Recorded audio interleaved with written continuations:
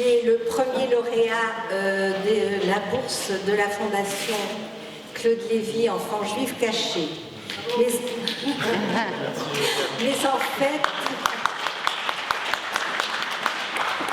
Mais en fait, Antoine est là pour nous faire part des résultats du travail qu'il a mené en partie grâce à la bourse pendant les 2 ans qui se sont écoulés et pendant lesquels il a aussi eu le titre de docteur en histoire.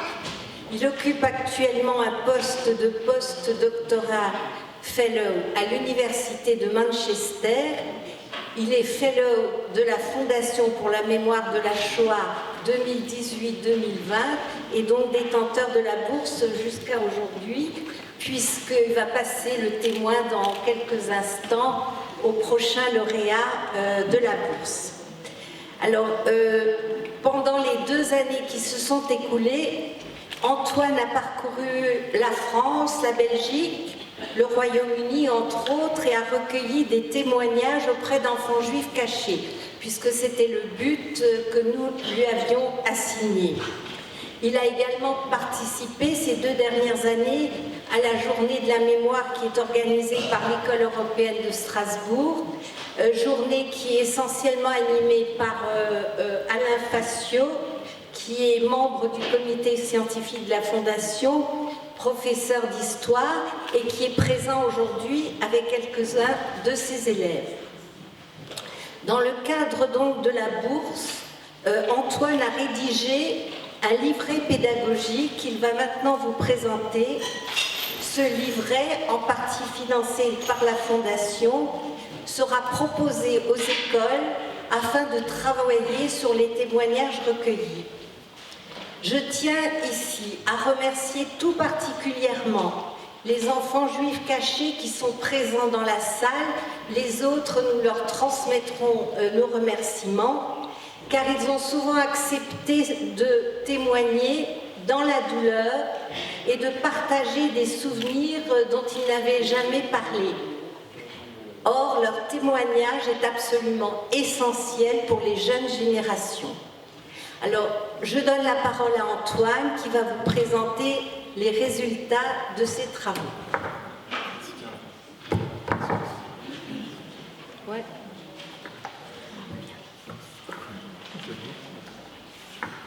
Merci Carole. Donc je vais profiter des 30 prochaines minutes pour vous présenter donc rapidement mon projet de recherche, plus près du micro. C'est mieux comme ça ?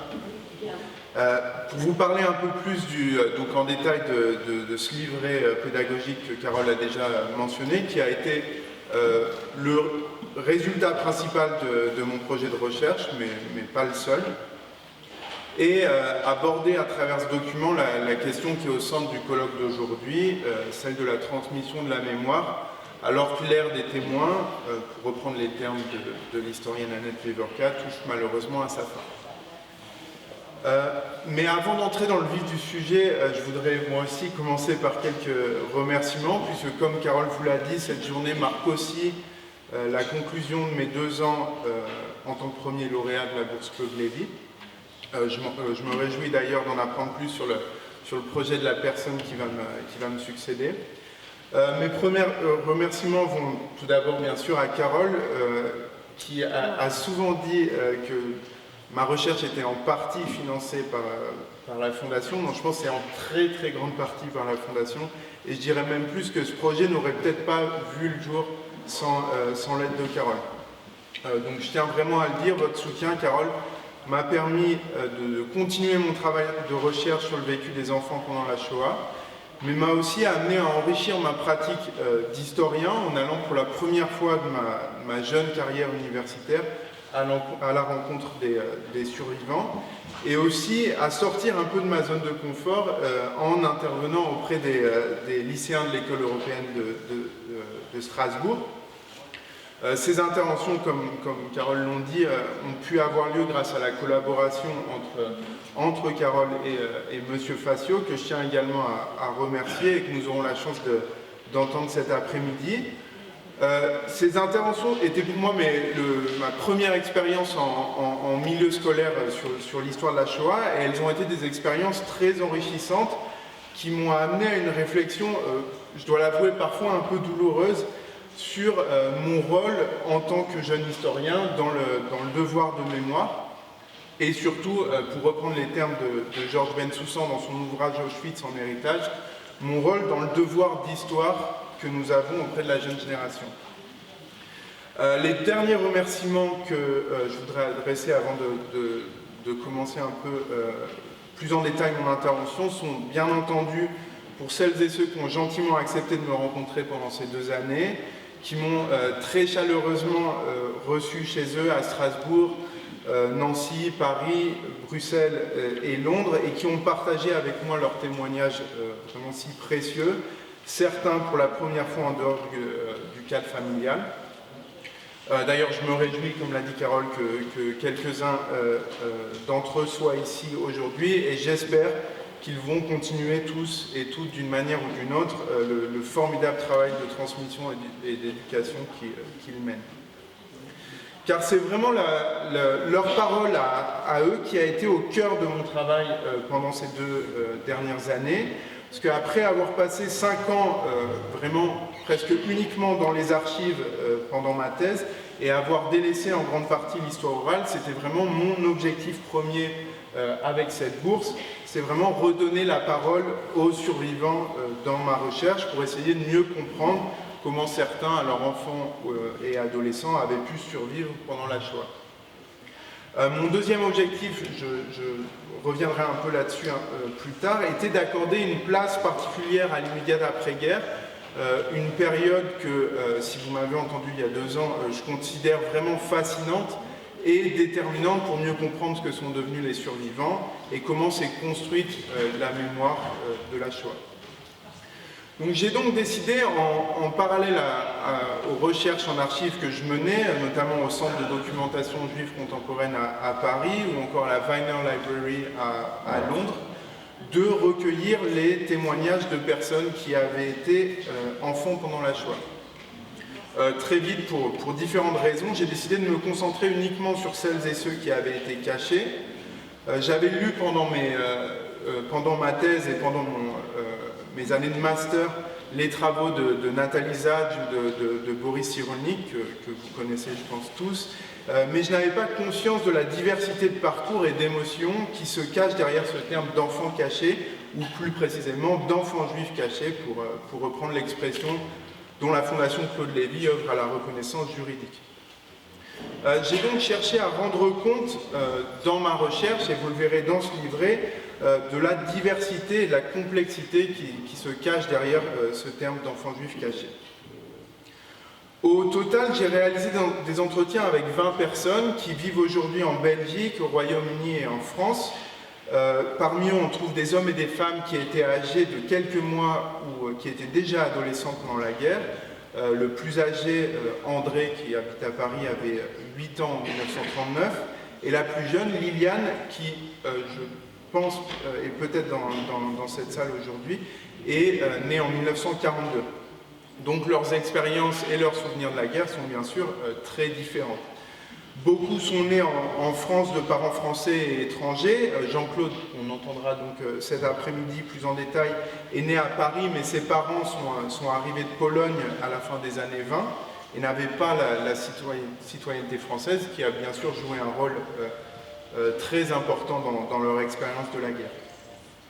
Donc leur profil, que cela soit en termes d'âge, de classe sociale ou du parcours de leurs parents, sont donc très variés. Tout comme leur expérience pendant la guerre et tout comme les conséquences que cette expérience a eues sur leur vie d'adolescent puis sur leur vie d'adulte. Et même si bien entendu on peut trouver de nombreux points communs dans leur parcours, chacune de ces histoires est unique. Leur rapport même à cette histoire est assez varié, comme je l'ai déjà un peu dit. La plupart ont attendu de longues années pour parler déjà au sein de leur famille, on l'a un peu abordé dans la présentation précédente. Certains, comme Jean Hertz, que j'ai rencontré à Nancy, ou Jean-Claude Zieberstein, qui va parler cet après-midi, ont publié leur mémoire. D'autres, comme Roland, ont parlé assez régulièrement devant des élèves. Et d'autres encore, comme Madame Paulette Biche, que j'ai rencontrée ici à Strasbourg, ont témoigné pour la première fois lors de mon projet.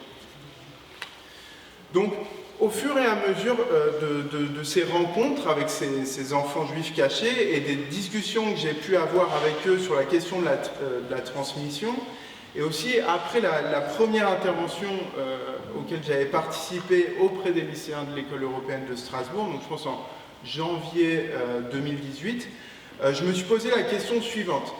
Comment faire pour que les témoignages que j'avais collectés ne soient pas cantonnés aux seules revues et ouvrages universitaires, qui sont quand même le cœur de ma carrière, revues qui ont un lectorat certes attentif, mais assez limité. Donc en d'autres termes, comment pouvais-je à partir de ce projet apporter ma contribution, même modeste, au devoir d'histoire et de mémoire. Donc en premier lieu, j'ai eu l'idée de présenter chaque parcours de ces enfants cachés sous la forme d'une fiche individuelle ou une chronologie accompagnée des extraits d'entretien. Vous pouvez voir ici celle de Alain Hirschler, le fils de la personne dont cette salle porte le nom. Mais après avoir échangé avec Carole et avec les autres membres du comité scientifique de la Fondation, et aussi en m'inspirant d'un document similaire que Francine avait coécrit pour le Conseil de l'Europe en 2016, j'ai décidé de réaliser un livret pédagogique qui serait donc principalement à l'intention des enseignants d'histoire et de géographie du lycée, pour les aider dans leur préparation du cours sur la Shoah, mais qui pouvait aussi servir de support en classe pour les élèves. Et c'est ce document que je souhaite vous présenter maintenant en un peu plus de détails. Donc, si je l'ai surtout pensé comme outil de transmission pour les jeunes générations, j'espère qu'il conviendra quand même aussi à toutes celles et ceux qui veulent en apprendre un peu plus sur les destins exceptionnels de ces enfants cachés. Donc ce livret, il a vraiment pour but de faire connaître l'histoire et la mémoire de ces enfants et de transmettre la parole de certains d'entre eux, bien entendu, et ce faisant d'honorer la mémoire de celles et ceux qui ont participé à leur sauvetage pendant la guerre, puisqu'il est en effet impossible de parler des enfants juifs cachés sans parler des personnes qui les ont sauvés. Donc le livret est structuré en trois parties. Tout d'abord une introduction qui présente l'action de la Fondation, le parcours de celui dont elle porte le nom, et qui détaille aussi les objectifs du document.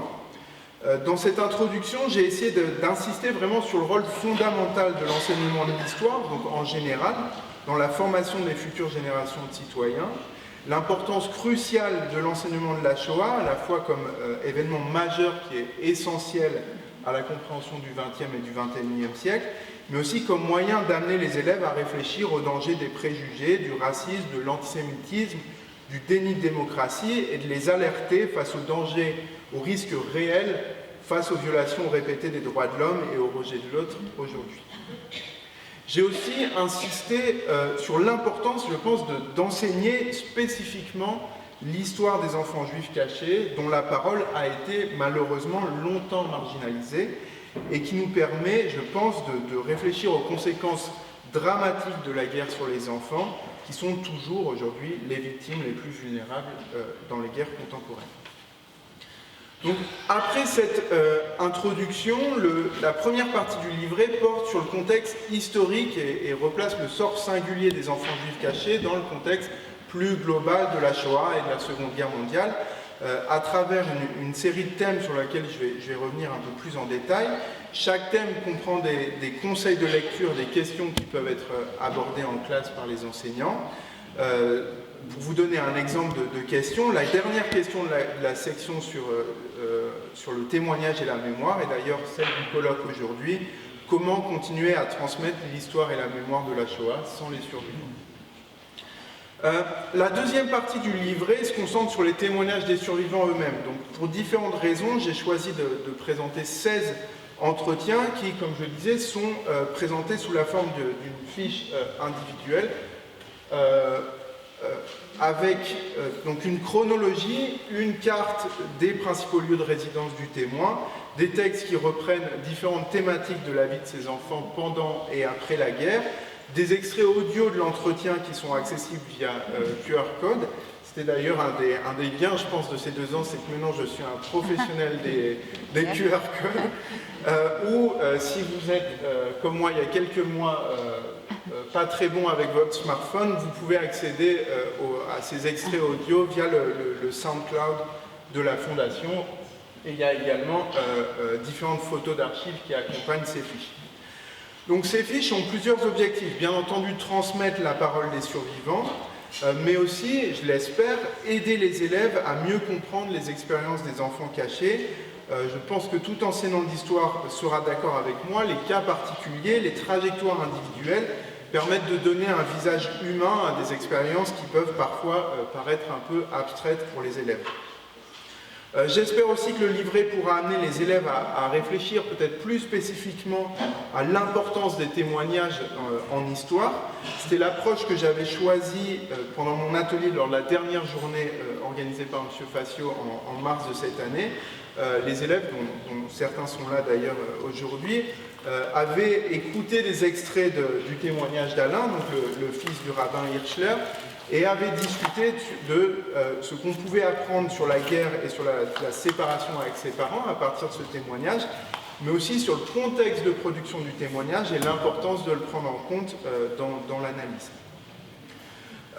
Donc je souhaite maintenant aborder un peu plus en détail quelques sections thématiques du livret. Salomon, si tu peux revenir à la première partie sur les enfants pendant la Shoah.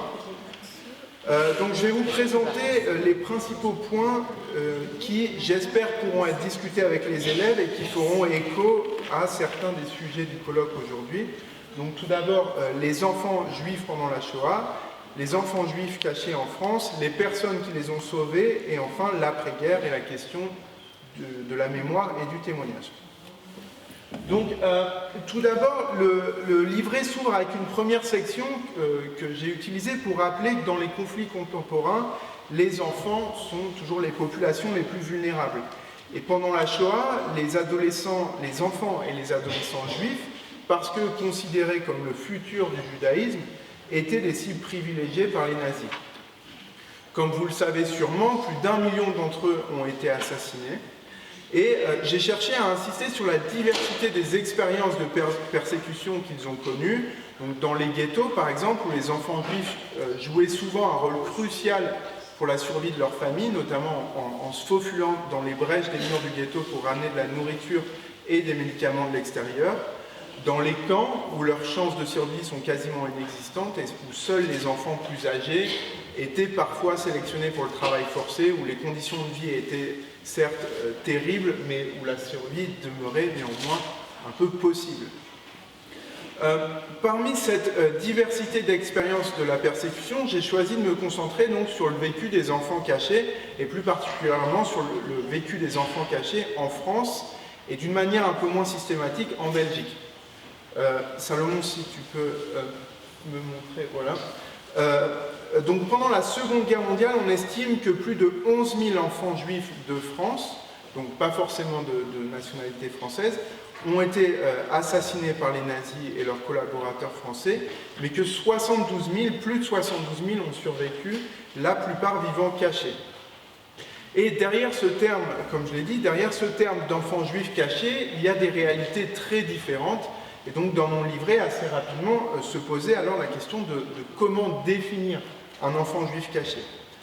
Donc Nathalie Zaj, que j'ai déjà mentionné un peu avant dans mon intervention, propose une définition qui me semble très pertinente. Donc elle dit « Un enfant juif caché est un survivant qui a enfant dû se cacher et dissimuler son identité afin d'échapper à l'arrestation, la déportation et l'extermination pendant la Shoah. Et durant cette période, cet enfant a généralement été séparé de ses parents et du judaïsme. » Donc Nathalie Zaj dit bien « généralement séparé ». Car ce que j'ai pu le voir avec les différents entretiens que j'ai conduits, ce n'est pas toujours le cas. La plupart des enfants cachés que j'ai rencontrés ont été séparés de leurs parents pendant de longs mois, c'est bien sûr le cas de Roland, mais d'autres, plus chanceux, ont passé la totalité de la guerre, mais parfois quand même dans la clandestinité, sous une fausse identité, mais sans jamais être séparés de leurs parents. C'est le cas par exemple de Annie, que j'ai rencontrée ici à Strasbourg, et qui a passé la guerre cachée sous une fausse identité à Mons, mais ses parents vivaient avec elle dans une maison à Mons. Il y a aussi l'idée que l'enfant juif caché vit complètement coupé du monde extérieur. C'est bien entendu l'histoire d'Anne Frank, qui est peut-être un peu l'icône ou le paradigme de l'enfant caché, mais ce n'était pas toujours le cas. Parmi les 20 personnes que j'ai rencontrées, il y a plein d'exemples. Annie, encore elle, malgré le fait qu'elle était enfant caché, elle a continué à fréquenter l'école à Mons. Roland, il vous dira lui-même, joue avec les enfants du village, va à Bergerac avec son tonton et sa tante. Donc il n'est pas, bien qu'enfant juif caché, il n'est pas coupé complètement du monde extérieur de la même manière que Anne Frank et sa famille l'étaient. Deux critères sont peut-être plus largement partagés par les enfants juifs cachés. C'est bien sûr tout d'abord le changement de nom. Comme vous le savez déjà, la plupart des enfants juifs cachés ont dû vivre sous une fausse identité pour survivre. Annie, dont j'ai déjà parlé, qui s'appelait Zilberman, est devenue Annie Sturs. Claude Lévy, bien sûr, est devenu Claude Lévis. Et l'autre critère qui, je pense, a également été partagé par la plus grande majorité des enfants juifs cachés, c'est la séparation avec le judaïsme. Les enfants juifs cachés doivent presque systématiquement dissimuler leur judaïsme. Annette, que j'ai rencontrée à Bruxelles, a passé la majorité de la guerre dans un couvent et s'est pensée d'ailleurs catholique pendant d'assez longues années.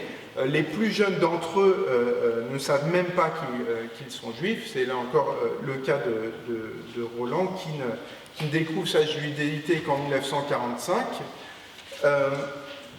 Ce sont donc vraiment ces différentes caractéristiques que j'ai abordées plus en détail dans le livret, en présentant à la fois comment elles ont marqué la vie quotidienne des enfants juifs cachés pendant la guerre, mais aussi comment elles ont marqué durablement leur vie d'adulte. Donc, comme je le disais un peu plus tôt, comment parler des enfants juifs cachés sans s'attarder sur celles et ceux qui les ont sauvés. C'est donc logiquement la deuxième section du livret. Merci Salomon. Non, un peu avant. Non, il faut que tu reviennes. Encore. C'était juste après. Non, la deuxième sous-partie, juste après. Encore. Non, c'est reparti dans l'autre sens. Il y a toujours des. Voilà. Donc on y est. Et la page d'avant aussi. Donc c'est logiquement le sujet de la deuxième section de mon livret. Je pense que c'est d'autant plus nécessaire que la France, comme vous le savez, est le pays d'Europe qui a sauvé le plus grand nombre d'enfants juifs. Et là encore se posait dans le livret une question de définition qui fait écho bien sûr au sujet du colloque de l'année dernière sur les justes. Et donc dans la section du livret à ce sujet, j'ai essayé de rendre compte, là encore, la diversité des profils, des motivations et des modes d'action de ces gens qui ont participé au sauvetage d'enfants pendant la guerre. Tout d'abord en abordant bien sûr la catégorie juridique et mémorielle de justes, mais aussi toutes ces personnes qui n'ont pas eu cette reconnaissance pour différentes raisons. Tout d'abord parce qu'elles ont, elles ou leurs descendants, refusé de recevoir cette distinction. Aussi parce que leur identité n'a jamais été connue, c'est le cas de Koala qui a joué un rôle crucial dans la survie de Claude. Parce que ces personnes aussi également étaient juives et que cette reconnaissance de Yad Vashem est réservée aux non-juifs. Et aussi parce que leur motivation et la nature de leur engagement ne correspondaient pas à la définition quand même relativement stricte retenue par Yad Vashem. L'autre point que je voulais aborder plus en détail, c'est la sous-section sur l'après-guerre. C'était, comme je l'ai dit au début de mon intervention, l'une des ambitions premières de mon projet insister, essayer de faire comprendre notamment aux élèves que la Shoah ne s'est pas arrêtée en 1945 pour les survivants et leurs familles. Pour reprendre les termes de Boris Cyrulnik, la fin de la guerre ne fut pas la fin du problème. Pour les enfants juifs cachés, la libération et les premières années de l'après-guerre sont bien entendu une période charnière. Les premiers souvenirs de beaucoup d'entre eux remontent à cette période où ils connaissent la joie et le soulagement, mais aussi l'incertitude et les désillusions. On a parlé bien entendu de l'hôtel Lutetia. La libération est un moment marquant pour beaucoup d'entre eux. Jean-Claude vous le dira peut-être cet après-midi, mais il se rappelait, quand on en a discuté, avoir essayé de parler à des soldats américains juste en criant les noms des musiciens de jazz qu'il connaissait, puisque c'était les seuls mots anglais qu'il connaissait. Gabriel, que nous avons eu la chance d'écouter l'année dernière, lui se souvient, comme peut-être beaucoup de jeunes de son âge, de la première Jeep américaine qu'il a vue à la Libération. Donc un peu plus tard, ça peut être parfois quelques mois, parfois plus d'un an, voire 2 ans, c'est la réunification avec les proches et pour certains, parmi les plus jeunes, la première rencontre avec le père, qui revient souvent, c'était assez fréquemment le cas en Alsace, le père revenait des camps de prisonniers en Allemagne, c'est le cas de Roland, et c'est aussi le moment où ces jeunes vont découvrir leur judéité, j'en ai déjà parlé, comme Roland qui en a parlé à plusieurs reprises, qui ne comprenait pas pourquoi, après avoir grandi bien entendu dans la campagne française, il ne pouvait pas manger de jambon et de saucisson chez son grand-oncle. Donc au-delà de la joie et du soulagement qui va accompagner la fin de la guerre, cette période, et je pense qu'il fallait vraiment insister là-dessus, est parfois très difficile pour les enfants et leurs parents, malgré la fin des persécutions, malgré la fin de la guerre. Beaucoup de familles juives sont dans une situation économique très compliquée, ont perdu tout ou une partie de leurs biens à cause des pillages et des spoliations. Les retrouvailles entre les parents et les enfants sont rarement immédiates. Certains parents doivent retrouver leurs enfants qui ont changé de cachette plusieurs fois. Les difficultés peuvent aussi venir des réticences de certaines personnes à rendre les enfants. Je pense que tout le monde ici a entendu parler de l'affaire des frères Robert et Gérald Finali qui a vraiment durablement marqué les mémoires en France et au-delà. Les retrouvailles, quand elles ont lieu, sont aussi parfois assez compliquées. Beaucoup d'enfants juifs cachés ont développé des liens affectifs très forts avec ceux qui les avaient accueillis pendant la guerre. Au retour de leur famille, il faut donc se séparer de ces gens qu'ils considéraient comme des parents, oncles, marraines ou grands-parents. Jean-Claude, là encore, se souvient de la tristesse, il vous en parlera sûrement cet après-midi, d'avoir dû quitter les personnes qu'il avait accueillies pendant la guerre. Et cette deuxième séparation a souvent marqué ses enfants et a eu des conséquences durables, notamment sur leur vie familiale, sur les relations qu'ils ont été en mesure de développer avec leurs parents. Bien sûr, cette séparation n'a pas toujours été radicale et définitive.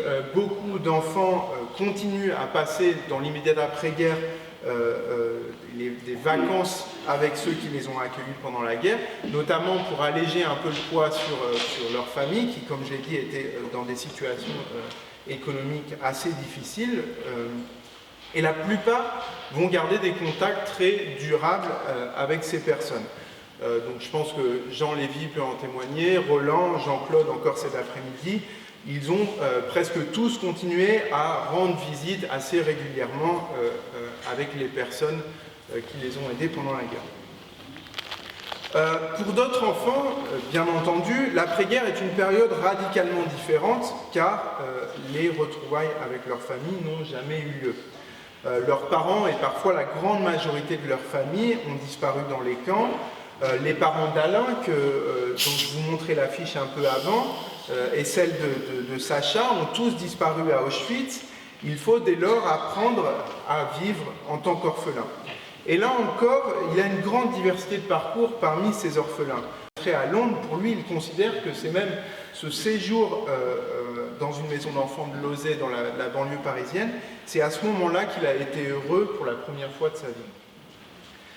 Donc je pense que cette période de vraiment l'immédiate après-guerre est particulièrement intéressante, notamment pour amener les élèves à réfléchir au traumatisme des enfants qui sont séparés de leur famille et des conséquences durables de la guerre, mais aussi pour réfléchir à tous ceux, surtout enfants, qui doivent fuir les conflits et se reconstruire ailleurs.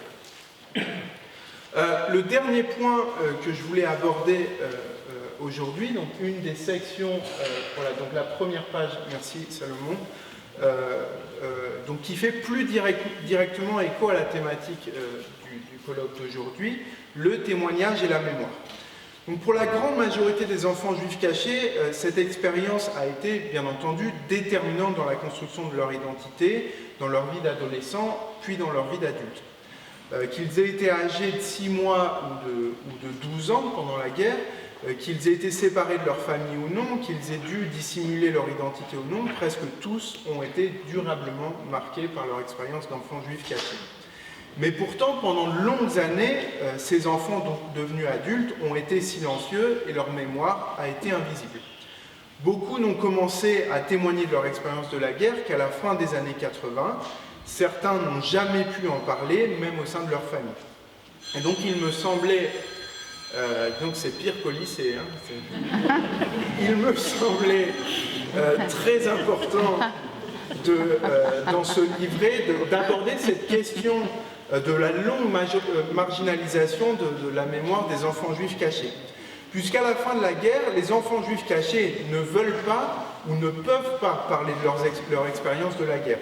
Donc certains refusent d'en parler par peur, par pudeur, ou parce que, comme le dit André, que j'ai rencontré à Paris dans son témoignage, ils voulaient passer très rapidement à autre chose, retrouver une vie normale, profiter de leur adolescence et rattraper le temps perdu.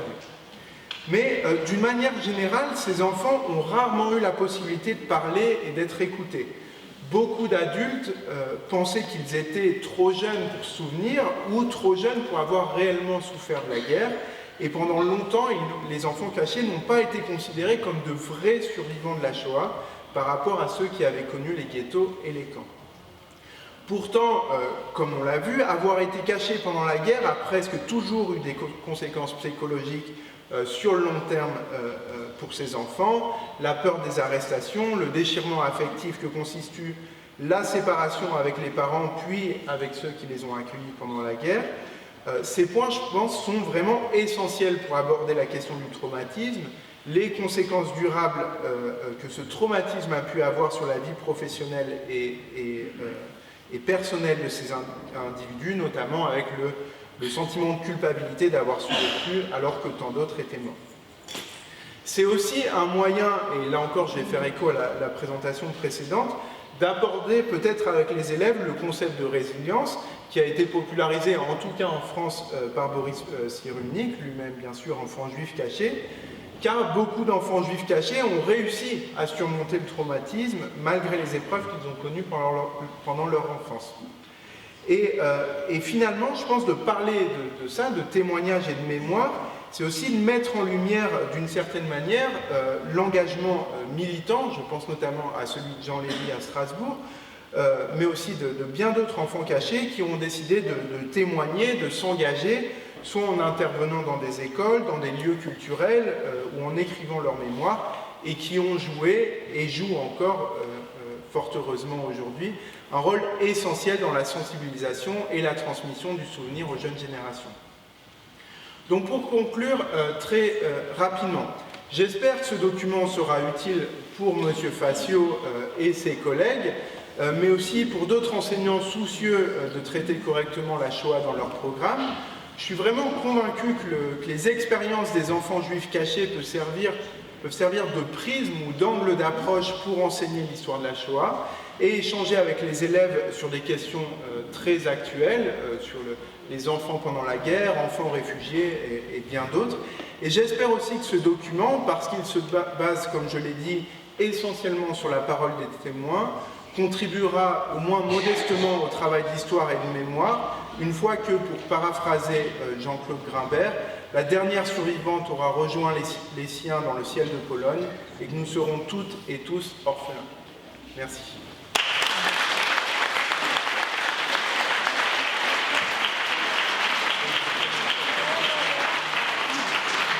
Ah oui, c'est bon. Moi-même pour la première fois.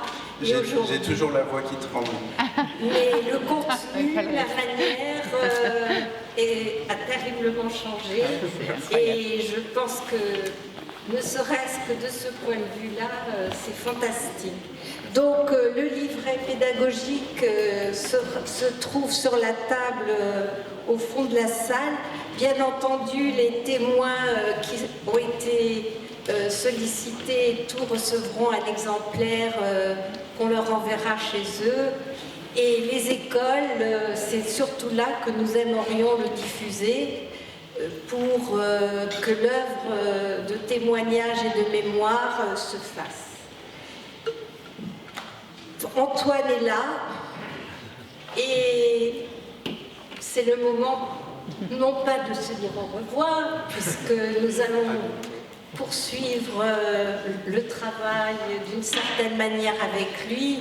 La Fondation ne va pas le lâcher le 31 août et passer à autre chose, mais c'est le premier, il nous tient à cœur, on le gardera avec nous d'une certaine manière et on aidera dans la mesure du possible.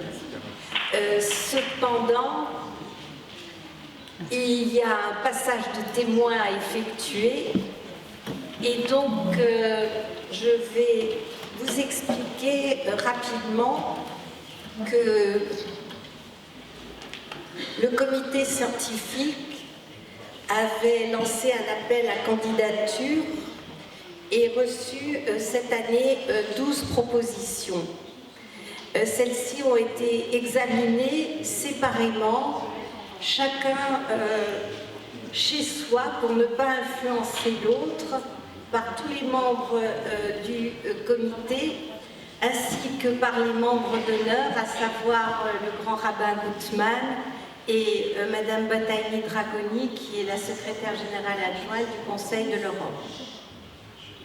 Cette année, la majorité des voix a porté son choix sur Charlotte Barbu, que je prie de venir me rejoindre.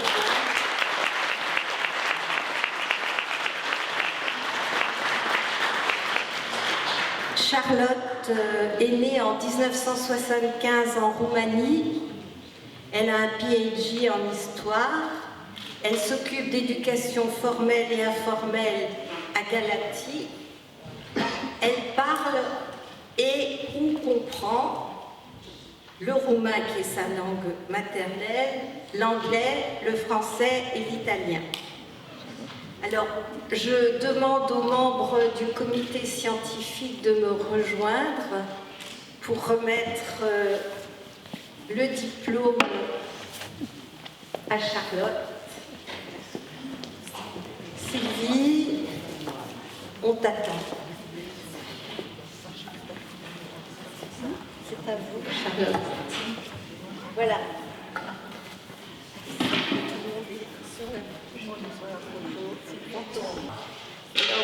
Charlotte a préparé un PowerPoint et elle va vous expliquer quel sera le travail qu'elle compte entreprendre dans les 2 années à venir.